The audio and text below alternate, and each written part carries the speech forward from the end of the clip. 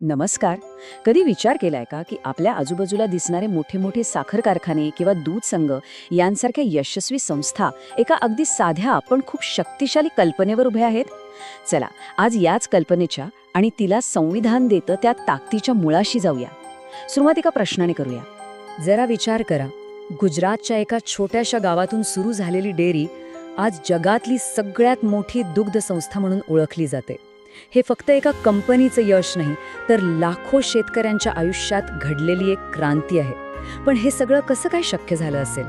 तुम्हाला आश्चर्य वाटेल, पण याचं उत्तर फक्त एका शब्दात आहे. हो, सहकार. आपल्या महाराष्ट्रातले साखर कारखाने, जिल्हा बँका, पतपेढ्या, दूध संघ हे सगळं काही याच एका तत्वावर चालतं. आणि या प्रचंड मोठ्या चळवळीला जे घटनात्मक बळ मिळतं ना, ते मिळतं अनुच्छेद 43 मुळे. चला तर मग आज याचीच गोष्ट सोप्या भाषेत समजून घेऊया. प्रत्येक मोठ्या बदलामागे एक गोष्ट असते, नाही का? सहकाराची ताकद समजून घेण्यासाठी आपल्याला थोडं इतिहासात मागे जावं लागेल, थेट 1946 सालच्या गुजरातमध्ये. तर गोष्ट आहे 1946 सालची. आणंद जिल्ह्यातल्या शेतकऱ्यांची परिस्थिती खूप वाईट होती. दलाल आणि व्यापारी त्यांच्या कष्टाच्या दुधाला कवडीमोल भाव देत होते.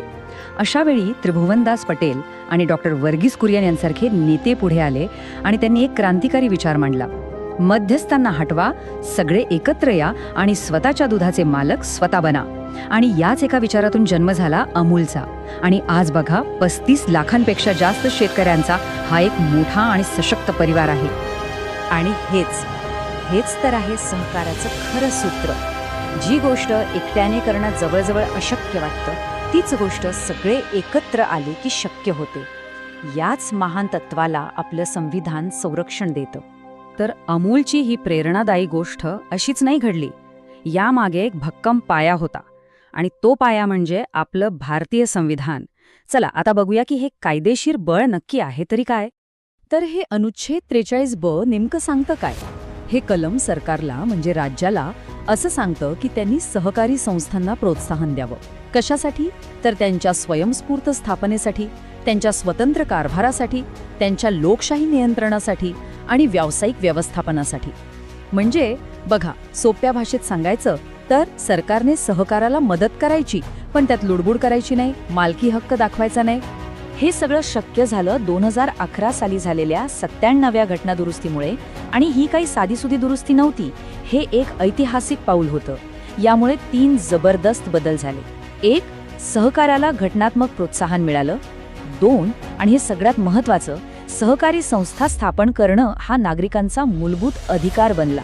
आणि 3, सहकारी संस्थांसाठी संविधानात एक संपूर्ण नवीन भागच जोडला गेला. ही 97वी घटनादुरुस्ती मनमोहन सिंग सरकारच्या काळात आणली गेली होती. पुढे 2021मध्ये सुप्रीम कोर्टाने यातील काही नियम जे राज्यांच्या अधिकारात हस्तक्षेप करत होते ते रद्द केले. आणि त्याच वर्षी म्हणजे 2021मध्ये या सहकार चळवळीला आणखी गती देण्यासाठी केंद्र सरकारने एक स्वतंत्र सहकार मंत्रालय सुद्धा स्थापन केलं. अमूल तर फक्त एक उदाहरण झालं, पण खरं चित्र बघितलं तर सहकाराची मुळं आपल्या संपूर्ण देशात खोलवर पसरलेली आहे. भारतात आज 8 लाखांपेक्षा जास्त सहकारी संस्था आहेत. पण खरा मोठा आकडा हा नाही आहे. खरा आकडा आहे त्यांच्या सदस्यांचा. तो आहे तब्बल 30 कोटी. म्हणजे विचार करा, देशातील जवळजवळ प्रत्येक 4थी व्यक्ती कोणत्या ना कोणत्या सहकारी संस्थेशी जोडलेली आहे. ही आहे या चळवळीची खरी ताकद. आणि हा सहकार फक्त कागदावर नाही, तो आपल्या रोजच्या जीवनाचा भाग आहे.